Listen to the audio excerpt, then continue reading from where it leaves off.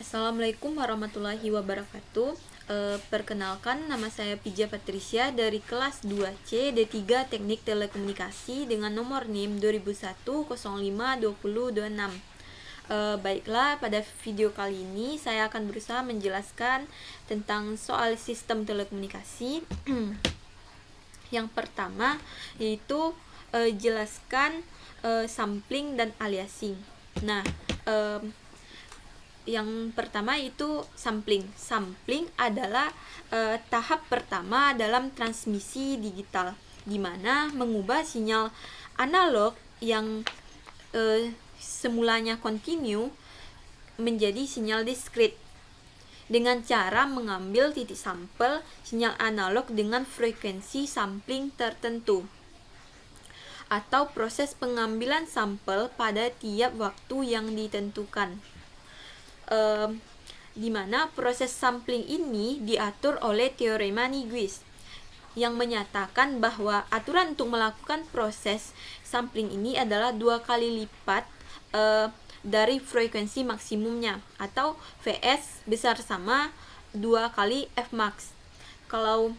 Sehingga apabila tidak mengikuti teorema Nyquist, maka akan terjadi suatu aliasing. Aliasing itu adalah frekuensi sampling yang berbeda, sampling yang berbeda. Maksudnya itu adalah gangguan yang terjadi ketika proses sampling berlangsung, yang menyebabkan sinyal tersebut akan terlihat sama saja walaupun frekuensi yang diberikan itu berbeda. Baiklah, kita akan masuk ke simulasi MATLAB-nya. Yang pertama, simulasi MATLAB sampling. Kalau kita runkan yaitu samplingnya,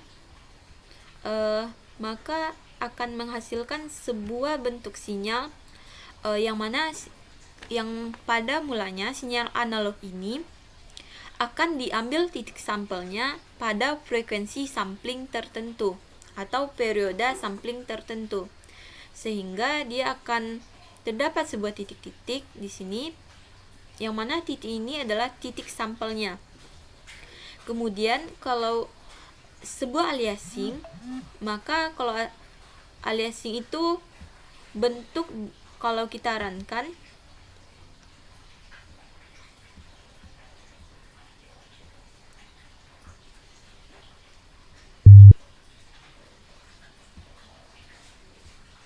nah, ini adalah sebuah aliasing yang mana frekuensinya itu, walaupun frekuensinya sama, tetapi walaupun frekuensinya berbeda, sinyal tersebut dikonstruksikan ke dalam bentuk yang sama. Ini disebabkan karena pada saat pada proses sampling tidak mengikuti teorema Nyquist, sehingga akan terjadi sebuah kesalahan yang menyebabkan suatu aliasing. Masuk soal yang kedua, yaitu apa yang dimaksud dengan kuantisasi dan kenapa perlu kuantisasi. Di sini saya akan menjelaskan terlebih dahulu apa itu kuantisasi. Kuantisasi adalah proses dari sebuah sinyal yang kita ambil sampelnya tadi, dia itu titik sampelnya itu jatuh pada nilai yang tak berhingga, sehingga nilainya itu bisa jatuh di mana saja, bisa jatuh pada titik 0,1, titik 0,2, sehingga kita sulit untuk menentukan nilainya tersebut. Sementara dengan adanya kuantisasi tersebut yang nilainya awalnya tak berhingga, atau nilainya itu bisa jatuh di mana saja, dengan adanya kuantisasi tersebut nilainya itu bisa kita tentukan nilainya, atau sehingga nilainya itu berhingga. Oleh karena itu terjadilah kuantisasi. Kuantisasi ini dilakukan untuk meminimalisir nilai sampel yang jatuh di mana saja atau tak berhingga menjadi berhingga. Kemudian ini adalah contoh simulasi dari kuantisasi. Nah, kalau kita runkan,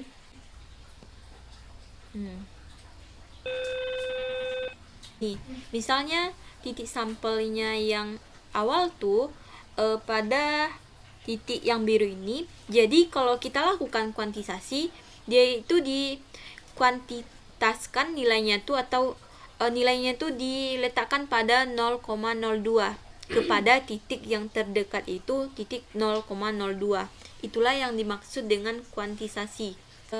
Baiklah, untuk soal yang nomor 3 yaitu jelaskan apa yang dimaksud dengan compounding dan kenapa perlu compounding.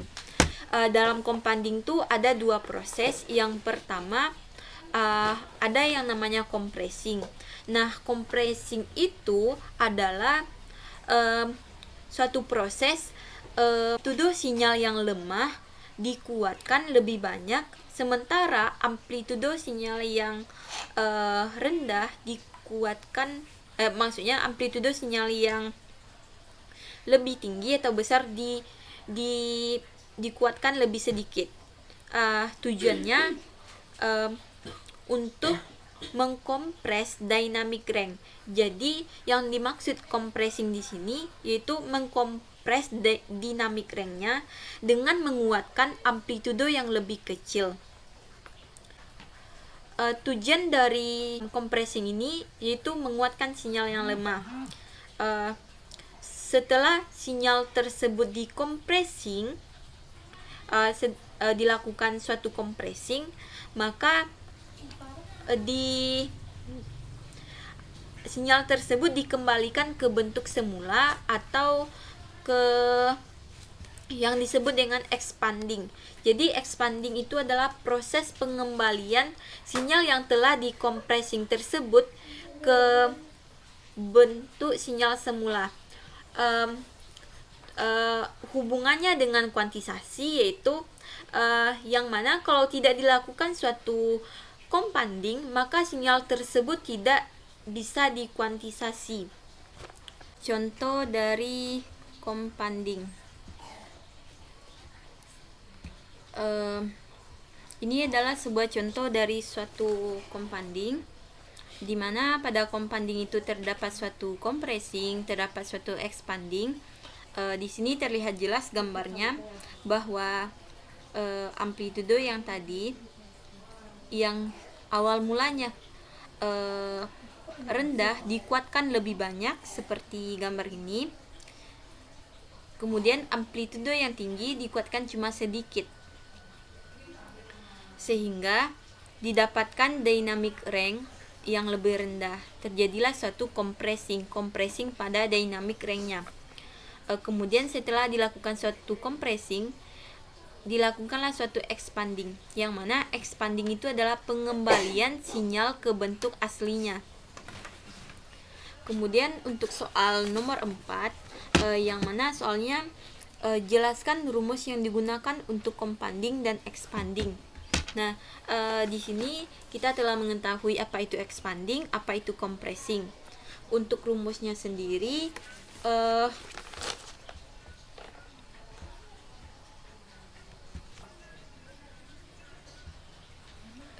kemudian untuk rumus compressing dan expanding, kita tahu bahwa amplitudonya ini berbeda atau bervariasi. Kemudian dilakukan suatu compressing, setelah dilakukan suatu compressing akan didapat sinyal tersebut dikembalikan ke bentuk aslinya atau yang disebut dengan expanding. Rumusnya yaitu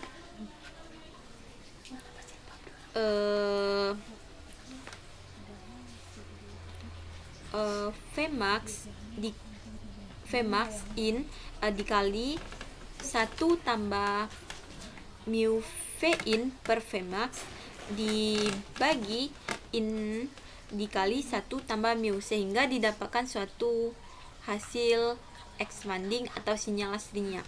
Itulah rumus untuk compounding dan expanding. Baiklah, untuk soal nomor 5, pertanyaannya adalah jelaskan pengertian multiplex, kenapa perlu multiplex, dan jelaskan macam-macam multiplex.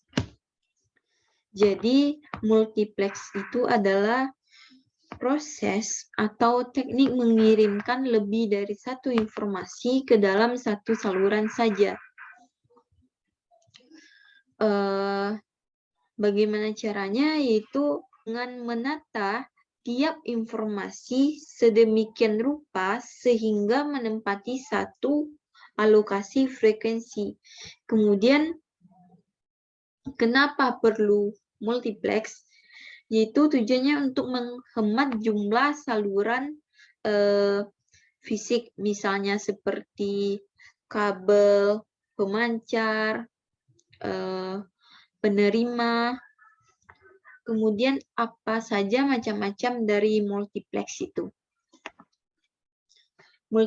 Multiplex itu ada yang dimodulasi dengan atau dengan multiplex itu ada multiplex VDM atau frequency division multiplex dengan modulasi digital.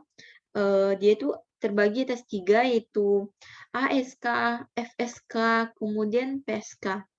Caranya bagaimana? Itu dengan cara sinyal informasi digital dimodulasi dengan frekuensi carrier yang berbeda, kemudian digabungkan ke dalam satu saluran saja. Kemudian ada juga multiplex dengan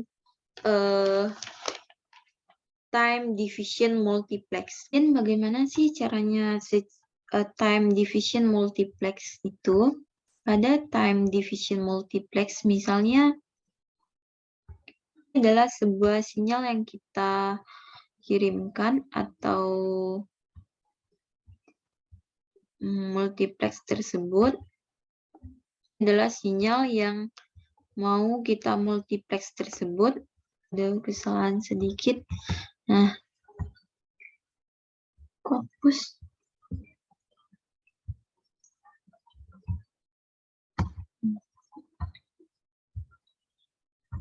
Oke. Nah, misalnya ini adalah sebuah sinyal atau informasi yang dimultiplex itu.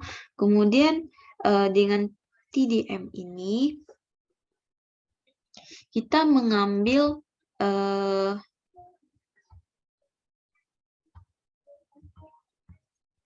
sampel. Misalnya pada sampel ini kita ambil, kemudian kita ambil lagi pada sampel ini. Jadi caranya itu mengambil sampelnya secara bergantian,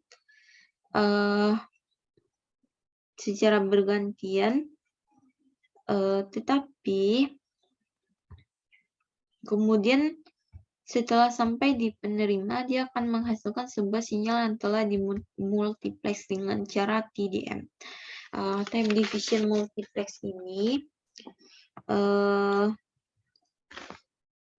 sampel-sampelnya dikodekan terlebih dahulu dalam bentuk bit sebelum dikodekan ke penerima. Multiplex ini juga ada macamnya, itu PWM, ada PPM, kemudian ada PAM, ada PCM.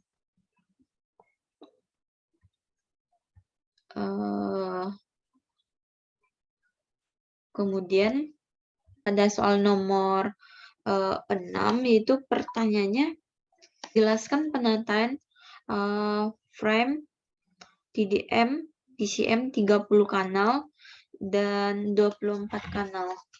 Jadi kalau time division 24 kanal sama 30 kanal itu adalah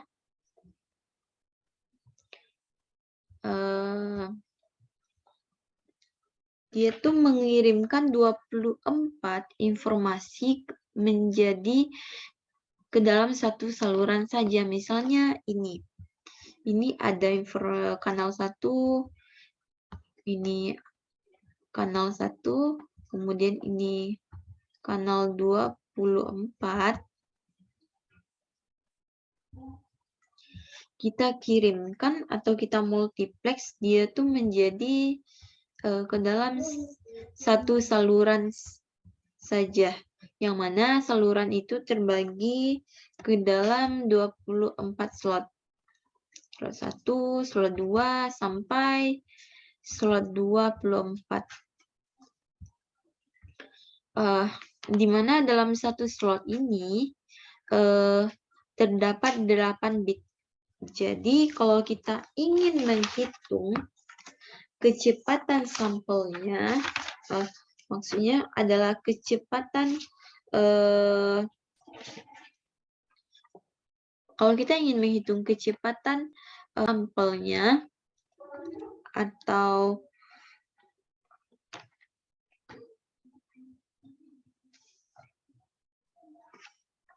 jadi kalau kita ingin menghitung kecepatan salurannya, kita bisa kita kalikan, ini kan ada 24 slot. Dalam satu slot itu ada 8 bit. Jadi 24 dikali 28 bit, itu hasilnya ada 192. Tetapi karena itu 24 kanal, dia itu juga memerlukan suatu sinkronisasi pada slot yang pertama. Jadi jumlahnya itu ada 192 ditambah 1. Jadi hasilnya itu adalah 193. Yang 193 ini kita kalikan dengan 8.000. Jadi hasil akhirnya itu untuk kecepatan saluran ada 1544 Mbps. Itulah kecepatan saluran 24 kanal. Nah, bagaimana dengan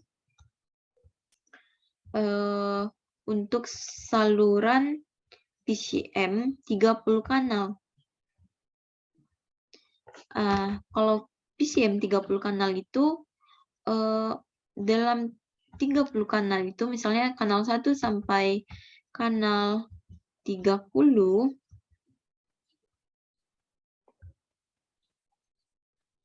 kita kirimkan informasinya itu ke dalam satu saluran saja. Nih, misalkan ini salurannya. Jadi, ada 32 slot kurang lebih. Kalau dia PCM 30 kanal, dia itu ada 32 slot. Kenapa ada 32 slot? Karena pada bagian pertama slotnya ini adalah suatu sinkronisasi, sementara pada slot ke-15, nih misalnya slot 15, pada slot 15 ini terdapat suatu signaling, sehingga dia itu berjumlah 32. Jadi kalau kita ingin mencari kecepatan salurannya, maka bisa kita kalikan, pertama kita kalikan 32. Kenapa? Karena ada 32 slot, dikali 8 hasilnya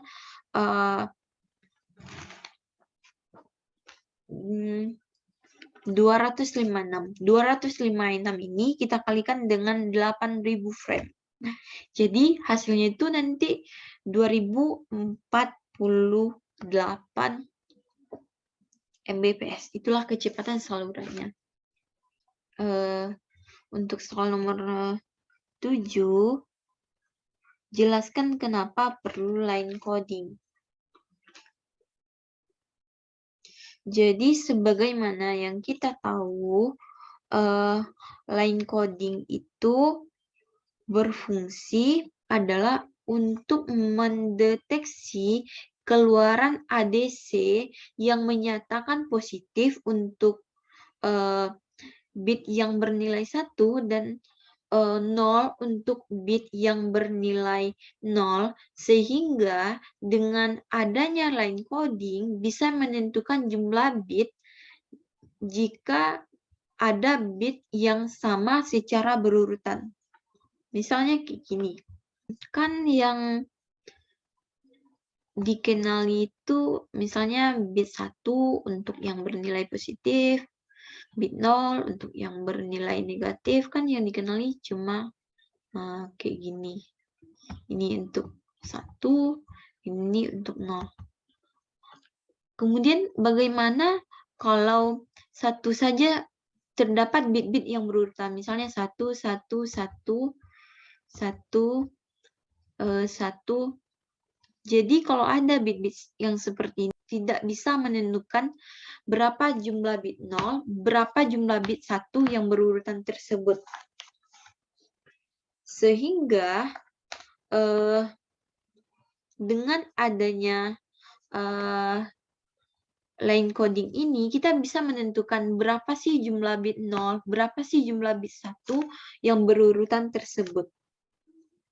Sementara kalau tidak dilakukan suatu line coding, maka tidak ada timing bit yang memisahkan bit 1 dan bit berikutnya. Karena itulah perlu dilakukan line coding supaya kita bisa mengenali berapa jumlah bit 0, berapa jumlah bit 1 yang ada pada sinyal informasi tersebut. Kemudian untuk soal yang nomor terakhir, jelaskan macam-macam line coding. Jadi kan line coding itu ada sekitar 8 macam. Yang pertama tuh nama line codingnya NRZ non-return to zero. Jadi kalau di sini tuh kan kita cuma bisa mengenali 0, 1, begitu seterusnya. Ini untuk 1, ini untuk 0. Nah, bagaimana jika di bit ini kita beri berurutan misalnya 1, 1, 1. Jadi, kalau bitnya seperti ini, kita akan sulit sekali menentukan berapa sih jumlah bit satunya, karena dia itu cuma disimbolkan sebagai kayak gini, positif untuk bit 1, negatif untuk bit 0. Jadi, untuk NRZ, kita belum bisa menentukan berapa banyak jumlah bit 0 dan bit 1 dalam saluran tersebut. Kemudian NRZM, jadi kalau dia itu NRZM, kita mengkodekan pada setiap bit 1 dinyatakan dengan perubahan level tegangan. Misalnya, ini ada 1, 0, 1, 1, 1. Jadi, misalnya ini 1 kan. Jadi 1 tuh kita lambangkan kayak gini. Karena dia 0, dia tetap terus. Tapi apabila dia bertemu dengan 1 lagi, maka level tegangannya akan berbeda. Dia akan menjadi min. Bertemu lagi dengan 1, dia juga akan berbeda. Bertemu lagi dengan 1, dia juga akan berbeda. Itulah yang dinamakan dengan NRZM. Tetapi kekurangannya adalah pada NRZM kita belum bisa menentukan jumlah bit 0-nya. Berapa jumlah bit 0-nya. Jadi di sini tuh kita hanya bisa mengetahui berapa jumlah bit 1 saja. Kemudian ada juga yang namanya NRZS. Kalau ini tuh kebalikan dari ini. Jadi misalnya dia itu 0001, jadi setiap dia itu berubah, setiap 0 itu mempunyai level tegangan yang berbeda, maka kita bisa menemukan berapa jumlah bit 0 dalam saluran tersebut. Misalnya kalau contoh di atas tuh karena dia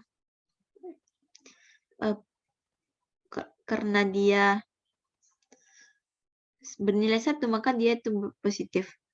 Nah, pas sampai di 0, dia lain lagi ceritanya. Dia tuh kayak kebalikan dari yang NRZM tadi. Jadi setiap yang bernilai 0, dia itu mempunyai level tegangan yang berbeda. Kalau ini tuh karena 0-nya cuma 1, dia mempunyai level tegangan yang berbeda. Habis itu yang lain mengikuti dia. Kemudian untuk line coding yang keempat, pengodean RZ return zero. Return zero. Jadi dengan NZ kita dapat mudah menentukan jumlah bit 1. Bagaimana caranya? Yaitu misalkan ini ada 1, 1, 0,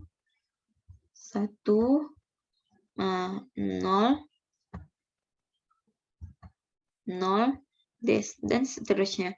Jadi kan untuk ini tuh, untuk yang bernilai 1, dia tuh setengahnya tuh diisi dengan positif, sementara setengahnya lagi negatif. Begitu seterusnya. Dengan return ini kita bisa dengan mudah menentukan bit satunya. Kemudian yang kelima lagi itu dipase. Kalau dia itu dipase, jadi untuk yang bernilai 1, dia itu dimulai dengan tegangan positif. Sementara ketika dia bernilai 0, kalau 1 kan tadi separuh positif, separuh negatif, dimulai dari 1. Dari ketuanya gitu. Sementara kalau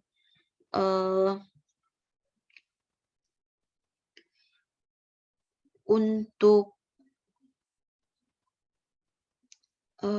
di fase ini, untuk yang 0, dia itu dimulai dari mulainya yang 0, habis itu masuk ke yang 1, positif, kembali lagi ke 0, begitu seterusnya.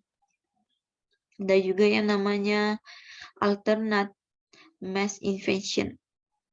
Jadi maksudnya ini bagaimana? Misalnya dikasihkan bit-bit 1, bit-bit 0. Jadi pada bit-bit ini kita bisa, jadi setiap satu ini 1. Kita tandain dengan positif. Nah, ketika sampai di satunya lagi, dia tuh harus mundur jauh. Habis yang ini tuh, misalnya untuk alternate mass ini misalnya ada 1, 1,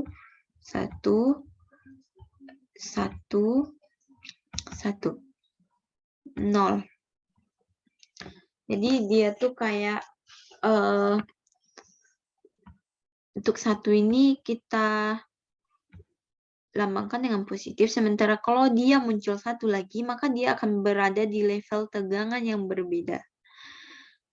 Kemudian untuk yang 6, BNZ. Kalau BNZ binary and zero substitution.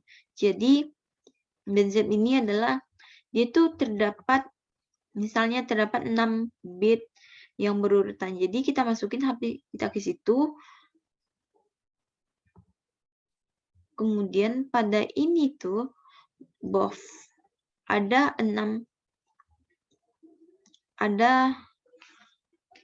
bit yang secara berurutan. Jadi 6 bit itu kita bit 0, maksudnya 6 bit 0 itu kita kodekan ke dalam 0000 sampai dia tuh BOF. Jadi BOF 3 bit 0 pertama untuk BOF, 3 bit selanjutnya juga untuk BOF.